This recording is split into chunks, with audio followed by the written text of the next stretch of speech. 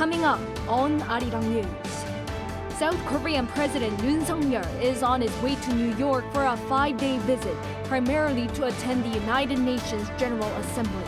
He warns North Korea and Russia against military cooperation and is likely to bring the issue up at the UN. South Korea is expected to see a record shortfall of nearly 15% in its tax revenue this year, amid sluggish corporate earnings and the asset market. The Kaya Tumuli, a cluster of 7 tombs from Korea's ancient Kaya Confederacy, makes it onto UNESCO's World Heritage List for showing diversity among ancient civilizations in East Asia.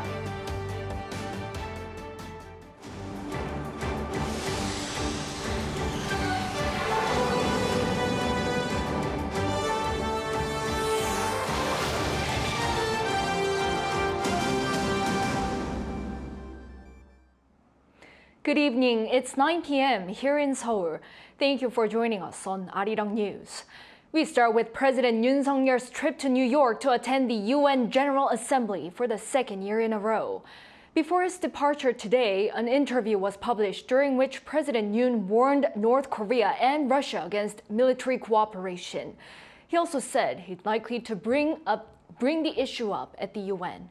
Among other topics, Busan's bid for World Expo is also expected to be at the top of his agenda. Our presidential office correspondent Oh Soo-young has the details. President Yoon Suk-yeol reissued his warning against North Korea and Russia's potential arms cooperation, saying the international community will unite even more tightly against the move. The South Korean leader's remarks were published in an interview with the Associated Press ahead of his visit to New York to attend the United Nations General Assembly.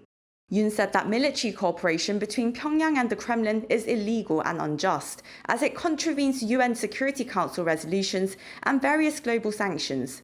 This came amid concerns that North Korean leader Kim Jongun's summit with Russian President Vladimir Putin last week could lead to a weapons deal between the two sides. The Kim-Putin meeting notably came on the heels of the trilateral Camp David summit between South Korea, the United States and Japan in August. Pointing to Seoul and Washington's pledges this year to expand joint military drills and plan joint responses to nuclear contingencies, Yoon said that the two sides had reaffirmed that any nuclear attack by North Korea will be met with a swift, overwhelming and decisive response that would end the regime. Echoing his words at the East Asia Summit earlier this month, Yoon again stressed that China should play a responsible and constructive role in handling North Korea, as well as addressing other global challenges. He is expected to make a similar call during a speech at the UN General Assembly on Wednesday local time. Yoon said that as South Korea, as a non-permanent member of the Security Council next year, will play a responsible role on pertinent issues, including North Korea's nuclear program and the war in Ukraine. He will also address global gaps in the areas of development, climate response and digital transformation, and lay out South Korea's plan to help resolve such challenges, particularly in tackling the growing digital divide and building new global norms to make digital technology ethical and beneficial for humanity. Yoon will hold a Digital Vision Forum at New York University, expanding on the principles he declared in Paris back in June. Until his 5th and final day in New York City, the South Korean leader will hold at least 30 bilateral meetings on the sidelines in an all-out effort to win support for Busan City's bid to host the 2030 World Expo. Oh Soo-young, Arirang News. North Korean leader Kim Jongun reportedly left Vladivostok on Sunday and is heading home, wrapping up his 6-day-long trip, which involved talks with his Russian counterpart, Vladimir Putin. Pundits speculate that works between North Korea and Russia are likely to accelerate for cooperation on weapons and spy satellites. Our foreign affairs correspondent Bae Eun-ji explains. North Korea's leader Kim Jong-un has headed home after wrapping up his 6-day-long trip to Russia. The North State media said on Monday that Kim successfully completed his trip and left Vladivostok on Sunday. It added that the visit will open up a, quote, new chapter in their bilateral relations. Amid signs of the two isolated countries strengthening military cooperation, the international community has voiced criticism that any arms deal between North Korea and Russia would be a violation of UN Security Council resolutions. Regarding the matter, Russian Foreign Minister Sergei Lavrov said Moscow wants to develop, quote, equal and fair cooperation with North Korea, despite sanctions imposed on the regime by the UN Security Council. During an interview with Russia's state media on Sunday local time, he said it was the UN Security Council that imposed sanctions on North Korea, not Russia. This comes after the Kremlin earlier said it abides by UN sanctions, but that it has a right to develop relations with its neighbors, including in relation to sensitive topics. Kim Jongun's trip to Russia was his longest foreign trip since he took power in 2011. He arrived in Russia last Tuesday and had a 5-hour meeting with Putin the next day. He then went on a tour of Russia's Far East, visiting key military facilities and inspecting weapons like nuclear-capable strategic bombers, hypersonic missiles, and warplanes before leaving on Sunday. An expert told Arirang News that Kim would want to gain technology to make leaps and bounds for not only his spy satellite program, but also for missiles. But he would likely want more military technology from Russia to continue to augment and refine North Korea's capabilities. And his visit was really a buffet line of military-related facilities in Russia that he may want to gain technology from. In the past 4 months, North Korea failed to launch a spy satellite twice and has earlier said that it will make a third attempt in October. South Korean and U.S. officials have been concerned about North Korea supplying artillery and weapons to Russia in exchange for satellite launch technology. Heunji, Arirang News. Senior officials from South Korea and the U.S. hold defense talks in Seoul to discuss follow-up measures after last month's historic summit between their leaders at Camp David. The meeting was led by Ho Tae-gun, South Korea's Deputy Defense Minister for Policy, and Kara Ellison Marshall, the U.S. Principal Director for East Asia at the Department of Defense. Seoul's Defense Ministry said the two sides agreed to continue to strengthen their combined military exercise in order to respond to the fast-changing security situation on the Korean Peninsula in a timely manner. On North Korea's recent attempts to launch a spy satellite, they reaffirmed that it's important for the international community to abide by the UN Security Council resolutions. They also decided to enhance cooperation in fields such as missile defense, cyber, and space. Monday's meeting was the 23rd Korea-U.S. Integrated Defense Dialogue that was launched in 2011. It was last held in April in Washington. U.S. National Security Advisor Jake Sullivan has met Chinese Foreign Minister Wang Yi for closed-door consultations. Amid tense talks over Taiwan, the two countries say their talks were candid. Eyes are now on a possible Washington-Beijing summit in the weeks to come. Our Kim Jongun reports. Top officials from the United States and China held candid talks over the weekend ahead of a potential meeting between their leaders later this year.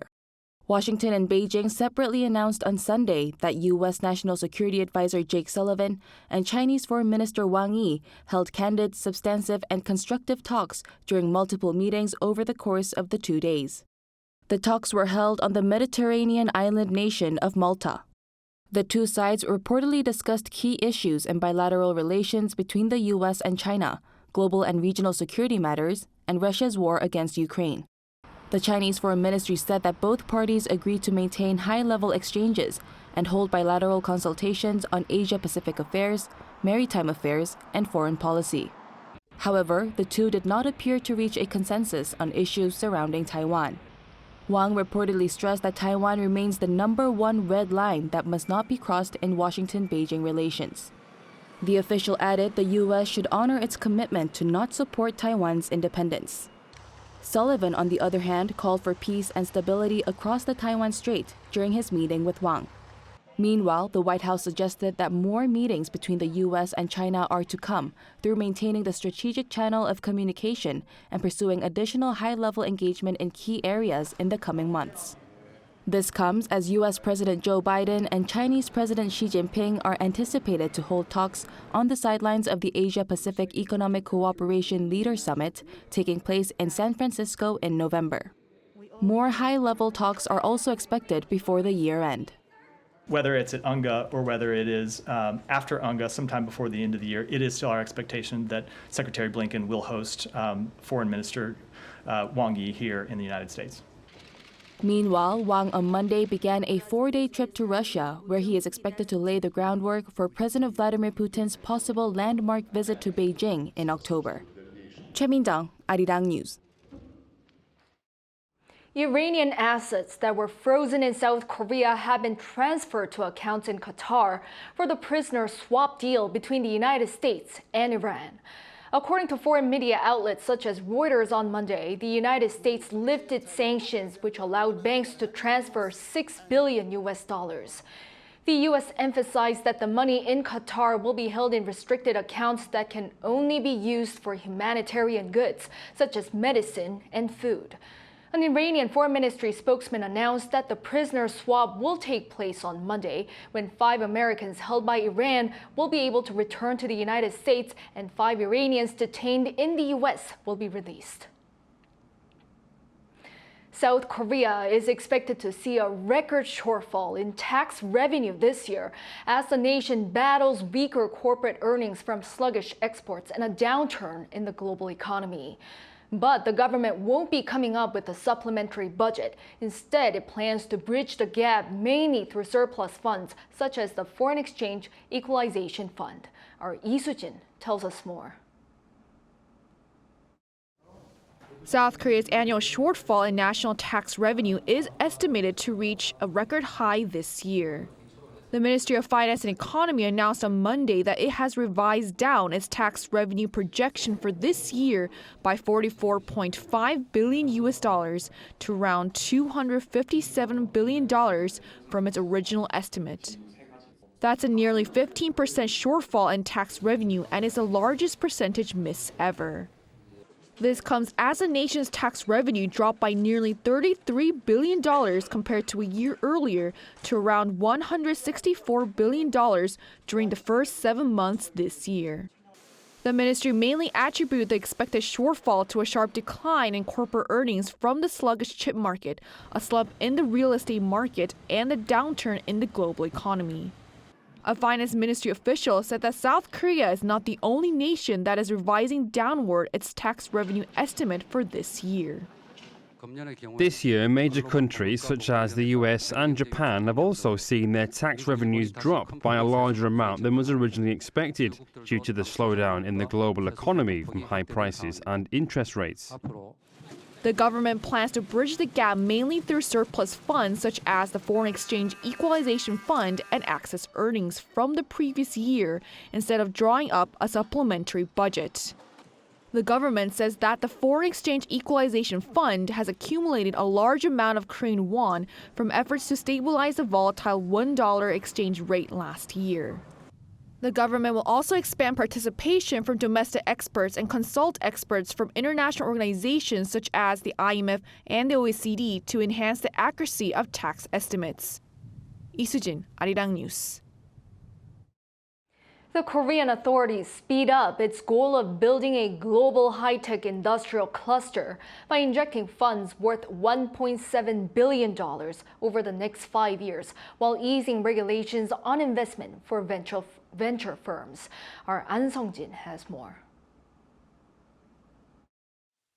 Amid efforts to boost industrial competitiveness, the South Korean government reiterated measures to nurture a high-tech industry global cluster. At an emergency meeting held at the Seoul government complex on Monday, Finance Minister Chu Kyung-ho and affiliated ministers announced plans to follow up those made at a meeting with President Yoon in June to accelerate efforts to make South Korea an industrial powerhouse. The meeting centered around boosting investment and easing regulations. The government plans to invest a total of $1.7 billion until 2028 in industrial clusters for high-tech and biotech industries, research and development infrastructure, and support for startups. We'll start off by investing around $300 million in 2024. It also revamped rules for the private investment venture ecosystem by raising the external investment limit on capital invested by general holding companies from 40% to 50%. The finance minister is aiming to strengthen other regulations as well. We'll promptly amend related laws within this year to allow business support service companies in law, accounting, and venture capital fields to move into industrial facility area clusters. However, limitations remain as far as becoming a world-leading industrial cluster is concerned, due to regulations on business sectors that can move in, venture capital investment based on policy funds, and a lack of technological commercialization. The government aims to promote tax exemptions for public institutions and establish detailed plans for special clusters. With the aim of establishing South Korea as a stable manufacturing and export center by emphasizing the role of industrial clusters amid intensified competition over technology hegemony, the government will continue to accelerate its effort. An Sung-jin, Arirang News. Today, 4.04 million doses of the Pfizer vaccine targeting COVID-19 XBB.1.5 variant arrive in Korea.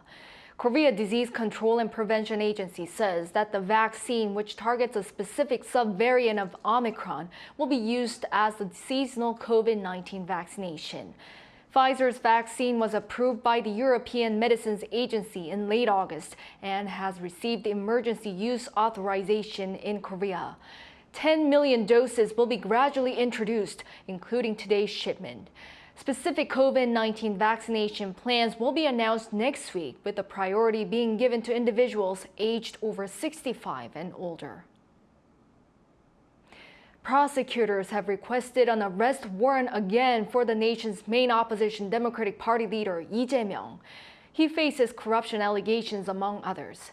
Lee was taken to hospital earlier in the morning due to his deteriorating health from a prolonged hunger strike. Our Kim Jongun reports.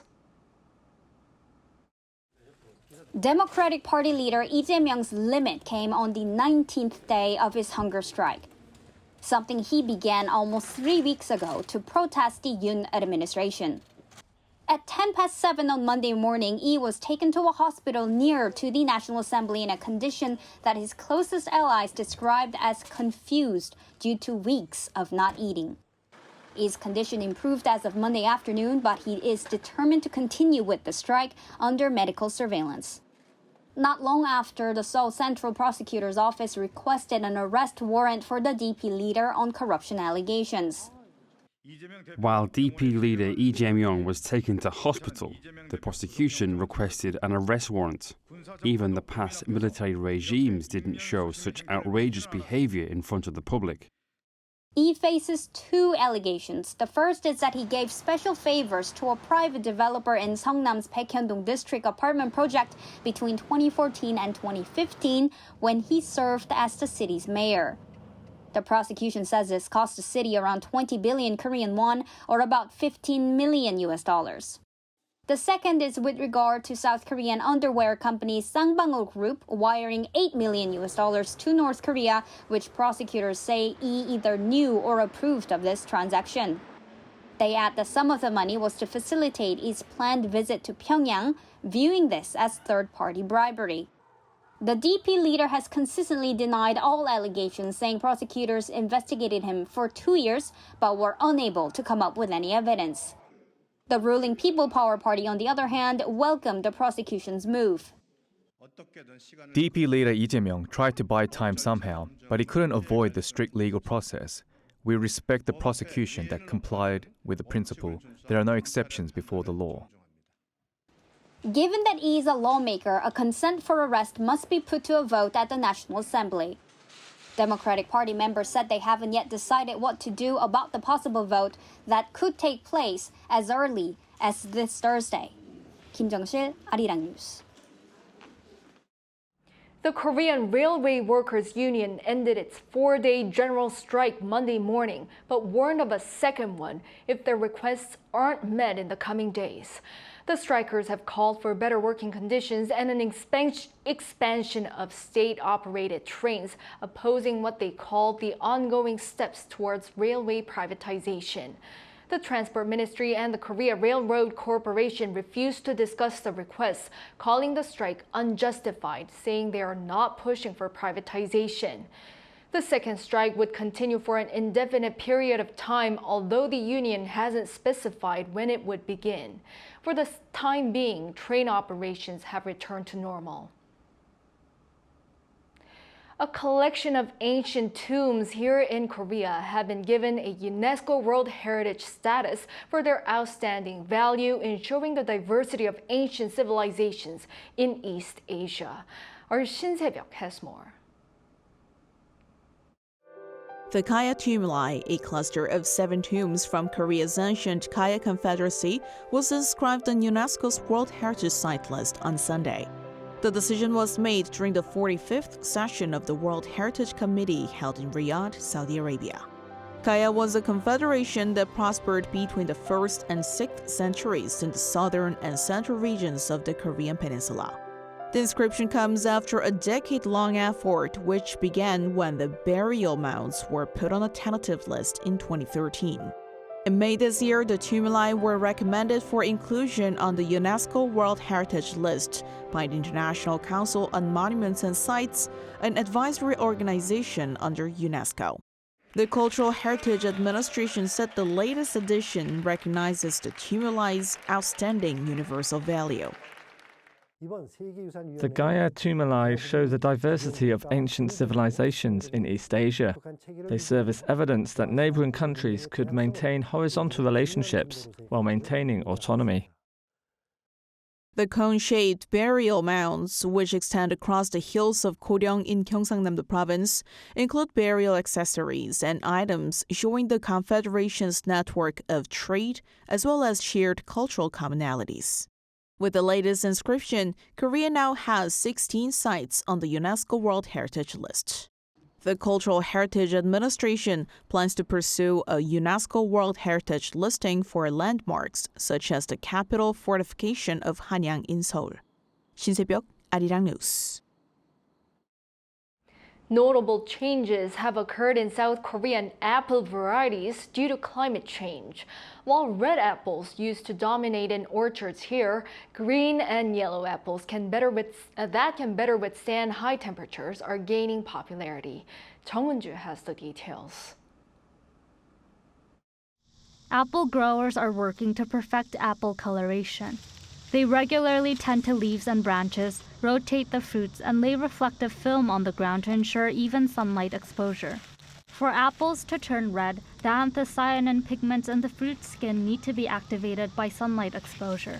Recent prolonged high temperatures during the summer, however, have led to delayed coloration and less vivid colors, resulting in an increase of 3.3 hours in the time required for coloration management compared to a decade ago. In response, the Rural Development Administration has introduced apple varieties that require less coloration effort, the green Summer King and yellow Golden Ball apples. The Summer King variety is available in mid-July and features a slightly green shade with a hint of red when it's ready to harvest. The Golden Ball variety ripens in mid-August and has a yellow hue and excellent flavor. Unlike other apples that require turning and using reflected films for coloration, this yellow apple just needs a bit of leaf removal. The Summer King variety is harvested around the same time as the Japanese variety Sugaru, but is juicier and has a refreshing crunch. The Golden Ball variety, known for its rich and intense flavor, overcomes storage issues common in summer apples as its flesh is firm. In the past, we had to wait until fall for good apples. I'm really looking forward to enjoying delicious apples this summer. The RDA expects these two varieties to become representative early ripening apples. Coloration defects arise due to global warming. To address this problem, we plan to focus on distributing yellow varieties, like Golden Ball, and green varieties that don't require coloration management in areas with high temperatures. The RDA plans to further develop new apple varieties that can maintain high quality even during the hot summer and ensure consistent yields. Jong-un, Arirang News.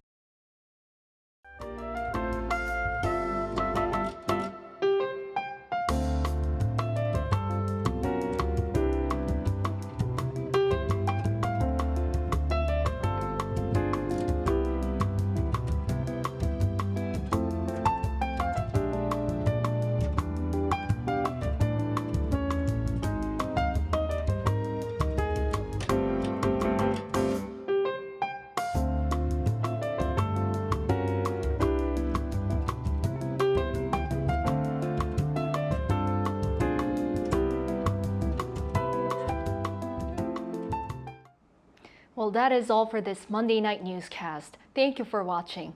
We'll be back tomorrow for the latest news. Hope everyone has a good start of the week.